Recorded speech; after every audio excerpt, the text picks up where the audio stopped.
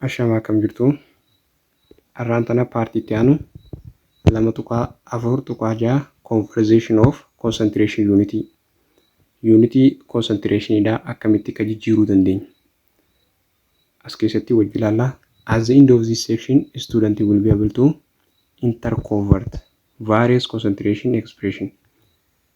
Unity concentration dha akka molarity, molary, ppm, pb isaan san ppb, ppm unity concentration isaan kana akkamitti ka wal jijjiiruu dandeenyu akkatti jijjiiruu dandeenyu unity isaanii kana as keessa wajji ilaallaa jechuudha. The interconversion of concentration unit is very simple because they are intrinsic unity. Concentration unity concentration dha khanifi akka normal molarity san jijjiiruun salphaadha. Maalifi intrinsic unity desan unity walitti dhiyaatudha jechuudha. Unity baay'ee walitti dhiyaatan milliliter milligram akkasitti walitti dhiyaatudha jechuudha. Walitti dhiyaatu taaniif qayyiruun baay'ee takka salphaadha jechuudha jijjiiruun.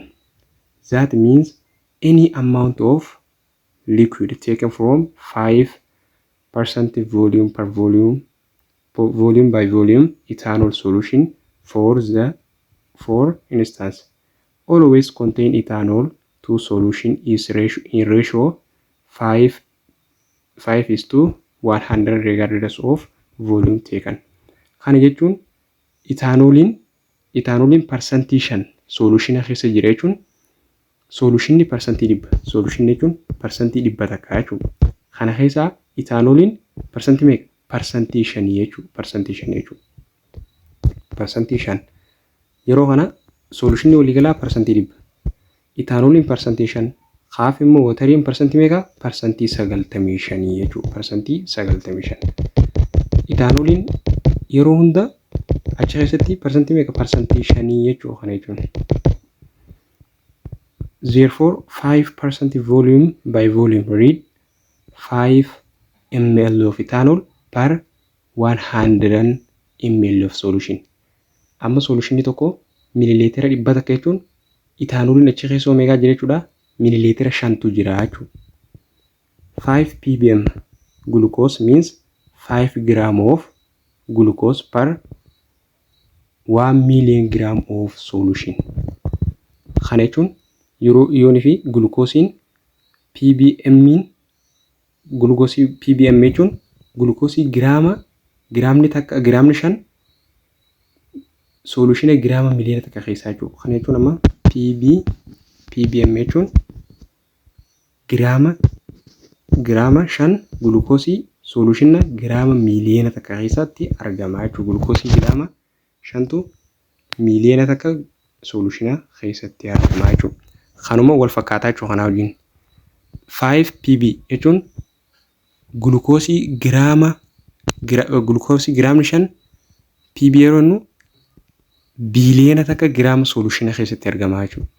If the percent of given in volume by volume convert the ml solute into mole by converting volume to mass by multiply by density. The following calculate by calculating mole using formula mole equals to mass over molar mass.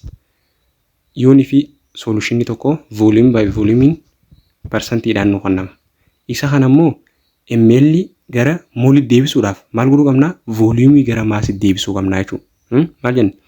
ml jechuun volume gara mass deebisuu qabna. Maal godhuudhaaf? ml irraa mole argachuudhaaf.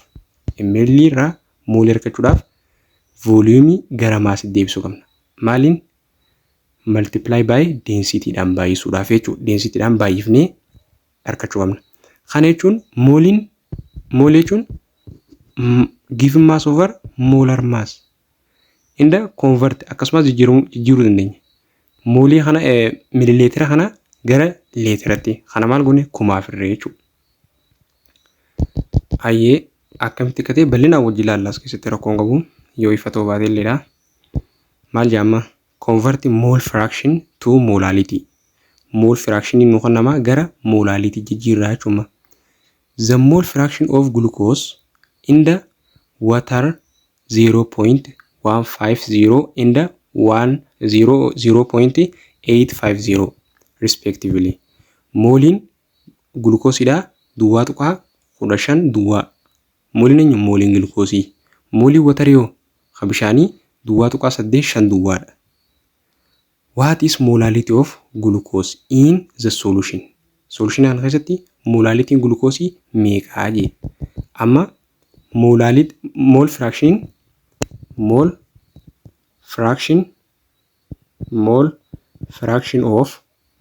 of glucose assume 0.150 assume 0.50 mole fraction of water meeqanne duwwaa tuqaa 8 jen assume yeroo kana inni kun mole of glucose jen isa kanaan ammoo mole of maal jennaani water jennaan jechuudha. Hayyee ammaan tana maal nu gaafate what is molality? Molality equals to molality wal qixanii ta'a mole of solute over mass of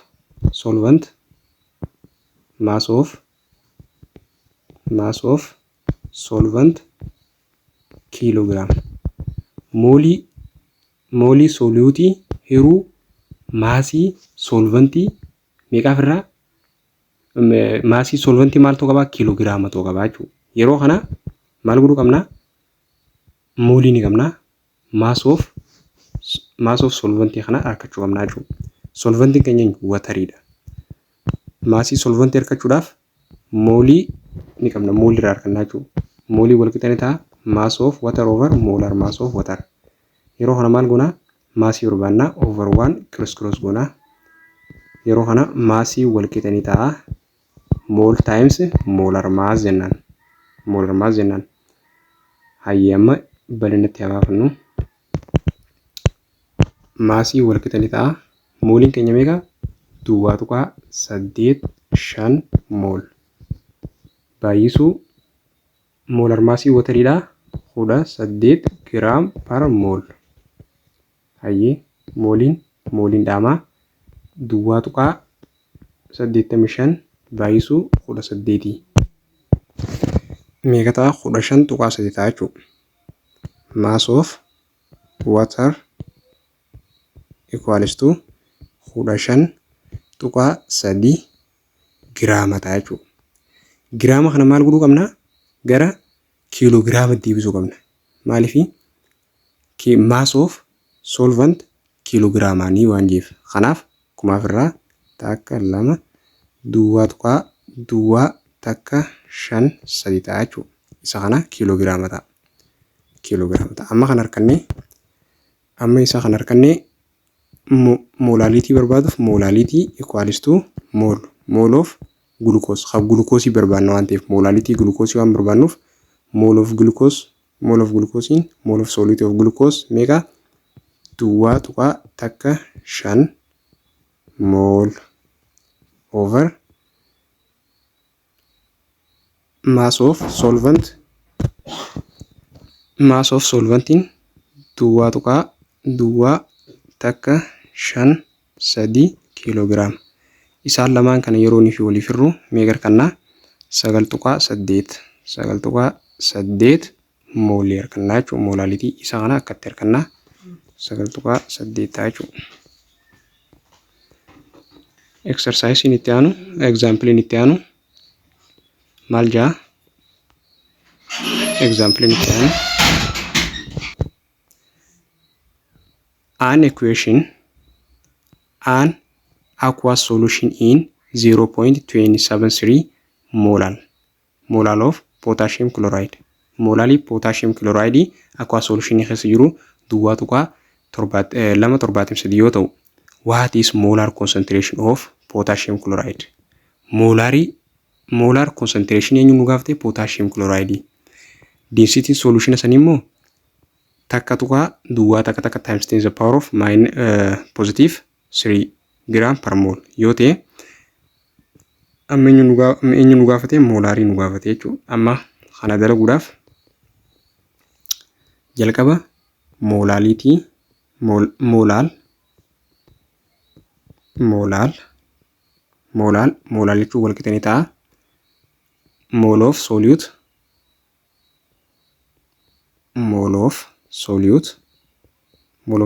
over mass of solvent kilogram. Solventidha jechuun kun yeroo kana maal jennaani mole of moolaalitiin moolaalitii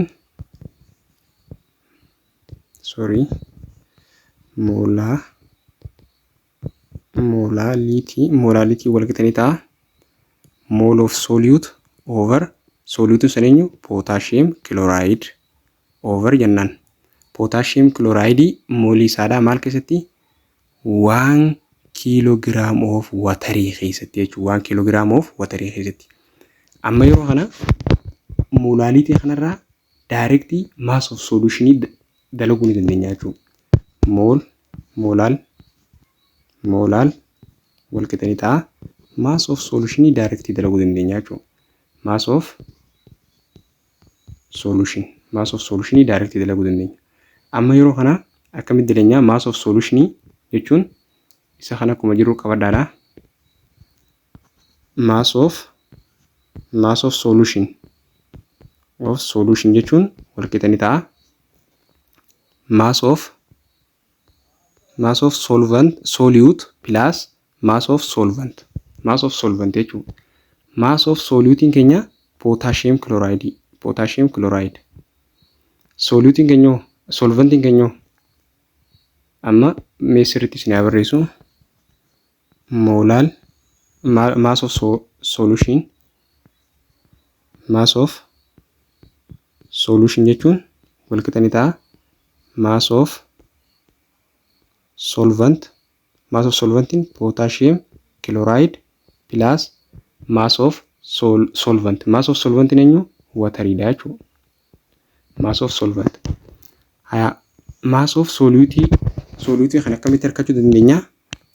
Mass of solutiin jechuun jalqaba moolii qabna. Moolii jechuun mass over molar mass jechuudha. Amma yeroo kana maasii argachuudhaaf maasii wal qixa ni ta'a jennaan. Over waan goonee criss cross yeroo baay'ifnu maasii wal qixa ni ta'a. Mole times molar jechuudha. Mole times molar.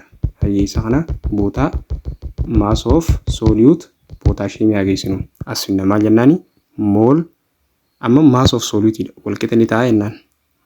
Mole times molar mass plus mass of solvent of water. Mass of solvent of water reefan tan meeqenne moolaalitiin wal qixa ni ta'a. Mole of solute over mass of solvent kilograamii eenyu 1 kilogram of wateriidha inni. 1 kilogram of water jechuun giraama deebisuudhaaf kuma takka giraama of wateriidha jechuudha. Kuma takka giraama of water. Isa kanatti daballa. Isa kana eessa daballa? Bootaa pilaasii kanatti daballa jechuudha. Kuma takka gram of water. Haya mooliin potassium chloride meeqa? 2.273 baay'isu.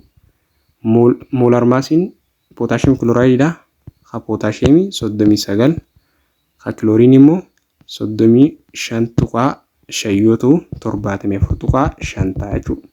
74.5 idahuu kuma takkaa fi 9 giraam. Haa isaan kana yeroo nuuf waliin baay'ifnu meeqa arganna? 20.4 arganna. Idahuu kuma takkaa giraama. Innahum mol par molar innahum maal ta'a? Giraama jechuudha kunis. Hayyee amma isa kana yeroo walitti daballu kuma takkaa fi 20.4 maal ta'a? Giraama ta'a jechuudha. Giraama ta'a eenyu? Maasiin. Kuma takka giraama maasii harkanne maasii harkanne. Hayyema maasii ni qabna. Maasii keenya ni barreeffanna. Maasii wal qixa ni ta'a. Kuma takka 20.4 giraama. Hayyama maaltu nu hafe moolaarii argachuudhaaf moolaariin wal qixa ni ta'a mole of solute over volume in liter waan ta'eef maal argachuu qabna volume argachuu qabna. Volume argachuudhaaf yoo maal fayyadamuu qabna? Hayyee bootaa waan bal'ifachuu qabnuuf volume argachuudhaaf density wal qixa ni ta'a mass over volume dha jechuudha. Mass over volume waan ta'eef over waan jennee criss cross baay'ifna. Volume yeroo kana maasii wal qixa ni ta'a density times volume argachuudhaaf over density volume wal qixa ni ta'a mass over density dha jechuudha. Mass over density. Hayyee naa bal'ifannu volume wal qixa ni ta'a mass over density. Maasiin keenya meeqa? 20.4 giraama.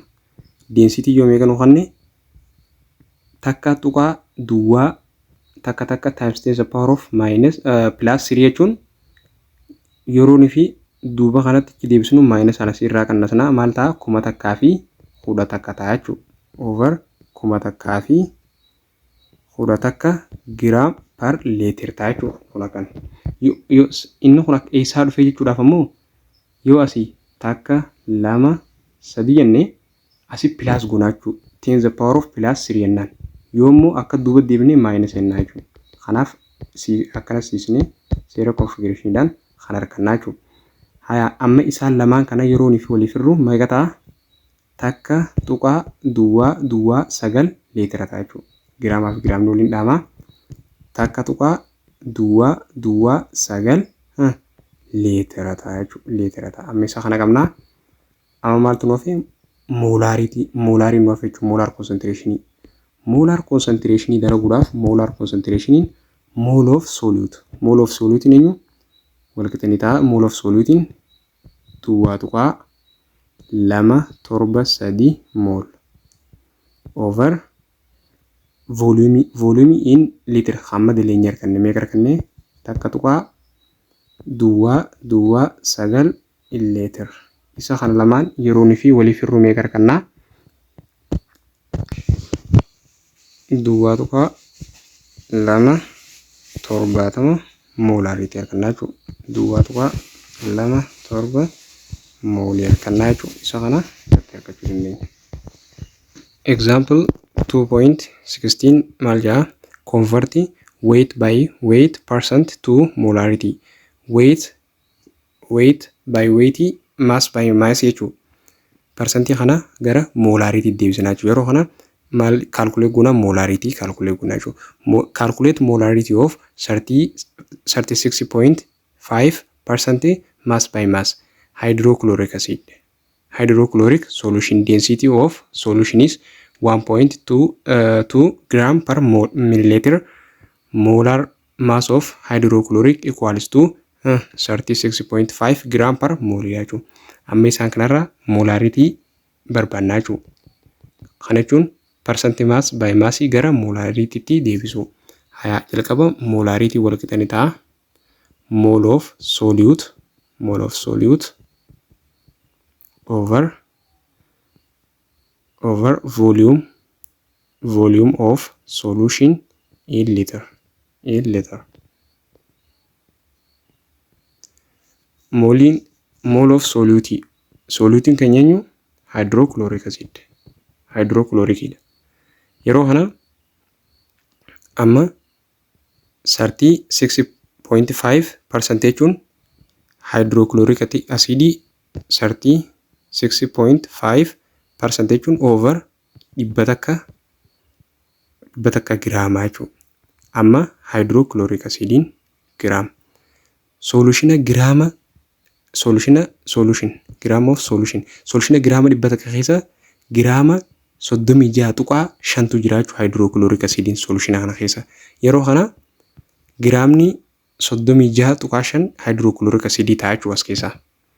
Kana akka jiru fudhannaa giraama 36.5 hydrochloric acid. Yeroo kana maal barbaanna? Moolii barbaannaa jechuudha. Moolii wal qixa ni ta'a maasii given mass keenya meeqanne 36.5 giraam maasiin keenya. Molar maasiin hydrochloric acid nu kennamee jira 36.5 giraam per mol jeen. Giraamni giraamaan dhaamaa 36.5 hiruu 36.5 meeqa ta'a 1 mol ta'a jechuudha. 1 mol argannee jira jechuudha moolii. Amma kunuunfuu vooliyuumiidha. Moolii harkannee eessa kaannaa bootaa moolii kaannaa jechuudha. Bootaa moolii keenyaa kaanna. Mooliin keenya takka mool. Vooliyuumii harkachuuf vooliyuum in leetar.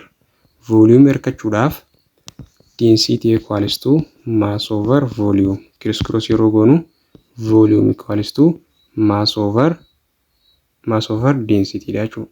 Maasiin keenya meeqanne? Maasiin keenya mass of solution. Mass of solution yeroo inni kana density mass of solution over volume. Mass of solution jechuun isaan lachuu walitti dabalamee meeqa? 100 giraamaa jechuudha. 100 giraam. Hiruu eenyuti? Density. Density'n takka tuqaa 2 giraam per milliliter. Giraamni giraamaan dhaamaa 100 hiruu takka tuqaa 2 meeqa ta'a? 83.33. Vooliyuumii walqixanii ta'a 83.3 maal? Milliliter. Millilitera gara liitira deebisuudhaaf ammoo kumaaf irraa takka 2 duwwaa tuqaa duwwaa 83 maal ta'a? Liitira jechuudha. Liitira. Isa kana fuunee as jala finnaa jechuudha. Duwwaa tuqaa 83 liitira. I think it is clear. Jalqaba moolii barbaannee san booda vooliyuumii moolii eegar kanneen boodarra vooliyuumii keenya densitiidhaan foormulaa densitii fayyadamnee meeqa kanneen duwwaa tuqaa duwwaa 83 maal liitira. Isaan lamaan kana yeroo waliif hirruu meeqa ta'a? Isaan lamaan kana yeroo inni waliif hirruu 12 ta'a jechuudha. 12 mool. 12 moolarii harkannaa jechuudha. Mool per liitira jettaa yoo feete mool per 12 mool per liitira. Gabaastee immoo moolarii jettaan jechuudha. Isa kana akkatti harkannaa. Exercise 2.11 Hydrogen peroxide is powerful oxidizing agent. Hydrogen peroxide powerful jechuudha. Oxidizing agent. It is used in concentrated solution of in rocket fuel. Akka boba'aa rocketitti itti fayyadamneenyu hydrogen peroxide. But in dilute solution. Dilute solution keessatti yoo hydrogen peroxide maali? In hair bleach. Jechuun halluu rifeensaa maal godhaa ni jijjiira jechuudha. Halluu rifeensaa ni jijjiira. An aqueous solution of hydrogen peroxide is 30% by mass. Inda has density 1.11 gram per milliliter. Molar mass of hydrogen peroxide is 34.02 gram per mole. Calculate molality, molar fraction, molarity. Aqueous solution keessatti hydrogen peroxide percentii meeqa? Percentii 30 by massiidhaan. Density'n takka tuqaa 11. Molar massiin saadhaa meeqa? 34 tuqaa duwwaa 2. Yeroo kana moolaalitii barbaannaa jechuudha jalqaba. Amma moolaalitii barbaaduudhaaf moolaalitiin walqixanii ta'a jennaan. Moolaalitiin walqixanii ta'a. Mole of solute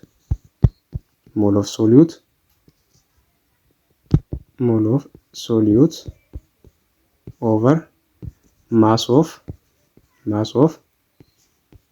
solvent in kilogram. Mass of solvent kilogramidhaan. Mass of solvent kilogramidhaaf irraa jechuudha. Yeroo kana maal godhuu qabnaa? Maal barbaannaa? Moolii barbaanna. Moolii barbaaduudhaaf ammoo jalqaba maaltu jira? Hydrogen peroxide percentii 30 solution keessatti. Parsantii 30 hydrogen peroxide. Parsantiin 70 hafeewo. Amma solutionii tokko parsantii 100 parsantiin 30 hydrogen peroxide. Parsantiin 70 wataricha keessatti argamudha jechuudha. Watar. Yeroo kana parsantiin kanu maal jennee keenya 30 giraama jennaan. Keenyu hawa hydrogen peroxide dha. Hawwatarii immoo 70 giraama keenyu wataridha. Isaan kun lamaan walitti solution tokko keessatti 100 gram in solution dha jechuudha. Amma asumatti mass of solvent kilogrammaan kan asumatti gabaabsine maal godhuu qabna hawwatarii kana giraama 70 gara kiloogiraama deebisuudhaaf maaliif irraa 1000 irra yeroo kana duwwaa 7 kiloogiraama ta'a jechuudha. Kaniifi watarii water of giraamiin duwwaa 7 kiloogiraamidha. Okay. Yeroo kana volume arganne molality wal qixanii ta'a. Mole over molality mass of solvent keenya meeqa duwwaa 7 kiloogiraam. Amma inni nuuf mooliin nuuf jechuudha. Moolii argachuudhaaf immoo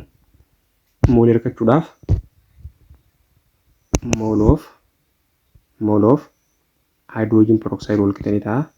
Mass over molar mass. Massiin isaa meeqa? 30 giraama. Molar massiin isaa meeqa? 34 gram per mol. Tuqaa duwwaa lamaa jiraasin giraamaaf giraamni waliin dhaamaa isaan lamaan kana yeroonii fi waliif hir'uu meeqa ta'a? Isaan lamaan kana yeroonii fi waliif hir'uu duwwaa tuqaa 8.2 mol ta'a jechuudha. Mooliin keenya moolii wal qixanii ta'a. Duwwaa tuqaa 8.2. Duwwaa tuqaa 8.2 kana isa geeffannaa isa gubbaarra geeffannaa jechuudha. Daarektii san booda maal goonaa waliif irraa ni hirkannaa jechuudha. Duwwaa tuqaa 8.2 mol. Isaan lamaan kana yeroo waliif hir'u bal'isee haa barreessu. Duwwaa tuqaa 8.2 mol yeroo duwwaa tuqaa 7 kiloogiraam. Isaan lama kana yeroo waliif hir'u meeqa argannaa? 2 molarity dha jechuudha. Molality dha jechuudha. Yookaan ammoo mol per kiloogiraam jechuun dandeessanii isa kan arganna. Inni itti aanu mol fraction of hydrogen peroxide. Amma yeroo kana mol of solute keenya hydrogen peroxide mol of solute dha. Wal qixanii ta'a. Inni mooliin isaa meeqa? Duwwaa tuqaa 8.2 mol. Inni itti aanu mol of solventiin wataridha. Water meeqa ta'a? Mooliin isaadha. Wataridha argachuudhaaf maasiin isaa meeqa inni? 70 giraama inni. Yeroo 18 giraam per mooliidhaaf irraa meeqa ta'a? 3 tuqaa isaan lamaan kana yeroonii fi waliif hirree giraamaaf giraamni waliin dhaamaa 3.8 mol ta'a jechuudha. 3.8 mooliidha. Keenyu wataridha. Isaan lamaan kana argannaan mol firaakshinii dalaguun salphaadha jechuudha. Meeqa? 3.8 mol. Mol fraction jechuun mol fraction equals to mole of solute over mole of solute plus mole of solvent. Yeroo kana solutiin keenya hydrogen peroxide yoo ta'u solventiin keenya wataridha jechuudha. Ishii mol fraction wal qixanii ta'a. Mole of solutiin eenyu? Duwwaa tuqaa 8.2 mol. Ammallee mole of solutiin duwwaa tuqaa 8.2 mol. Ida'uu mole of solutidha. 3.8 mol. Isaan kan lamaan walitti daanii isa kanaaf yeroo hir'u meeqa arganna? Mole of solutidha jechuun kun mole of solutidha. Solutiin hydrogen peroxidedha. Isaan lamaan kana walitti daballee yeroo nifa kanaaf hir'u meeqa argannaa? mole of solute hydrogen peroxide meeqa duwwaa tuqaa takka 8 ta'a jechuudha. Eenyuti ha solutiidha. Eenyu solutiin hydrogen peroxide. Okay, solventiin eenyu waterii isa akkamitti arganna? Solute jenne molar fraction keessatti solute plus solvent equals to 1. Solute plus solventii wal qixanii ta'a 1 jennee turre. Solutiin keenya meeqa? Duwwaa tuqaa takka 8 jennee. Yeroo kana duwwaa tuqaa takka 8 plus solvent equals to 1. Kana achi dabarsinaa maayinasa yeroo kana solventiin keenya watariidha. Wal qixanii ta'a takka hir'isu duwwaa tuqaa takka 8 yeroo nuti walirraa hir'ifnu meeqa ta'a? Ha solventiidha.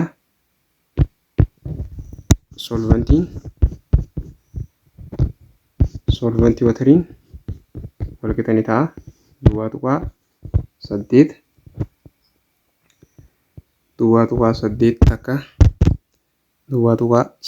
takka 6 jechuudha. Ha solventii kana argannaa. Solutii ammoo duwwaa tuqaa takka 8 argannaa jechuudha. Isa kana mol fraction akka daleenyaa inni itti aanu molaritii wal qixanii ta'a mole of solute over volume in liter. Yeroo kana mole of solutiin keenya eenyu? Kanii fi hydrogen peroxide ti meeqa argannee duwwaa tuqaa 8 moolii argannee turre. Volume in liter argachuudhaaf ammoo density wal qixanii ta'a mass of solution over volume. Volume argachuudhaaf over 1 cross yeroo kana mass equals to density times volume ta'a over density lama volume wal qixanii ta'a mass of solution over maal ta'a density ta'a jechuudha. Volume keenya kanarraa volume barbaadachuu dandeenya jechuudha. Isa kana qabadhaadha. Amma maal goona? Volume wal qixanii ta'a mass of solution eenyu? Dhibbaa jechuudha. 100 giraama. Maaliif solute plus solventiitu mass of solute plus mass of solventiitu mass of solutionidha jechuudha. Mass of solution wal jechuun mass of solute plus mass of solvent. Mass of solutiin hydrogen peroxide 30 giraama. Mass of solventiin ammoo watariitii 70 giraama. Yeroo walitti dabalnu 100 giraama jechuudha. Hiruu densitiin keenya takka tuqaa 11 giraam per milliliter. Isa kana yeroo fi waliif hir'uu meeqa argannaa? 90 tuqaa takka milliliter argannaa jechuudha. Millilitira kana liitira deebisuuf kumaaf irraa duwwaa tuqaa meeqa ta'a? Duwwaa tuqaa 9 liitira ta'a. Liitira akkatti arganna. San booda bootaa voluumii finnee waliif hiruudha jechuudha. Duwwaa tuqaa 9 liitira kana. Duwwaa tuqaa 9 liitira. Yeroo kana isaan lamaan kana yeroo waliif hirree meeqa argannaa? Molaritii wal qixanii ta'a 9.79 molar jennaan jechuudha. Haala argannaa. Isaan lachuu argannee jira. Viidiyoon keenya waan dheeratuuf asii yoo dhaabne gaarii ta'a.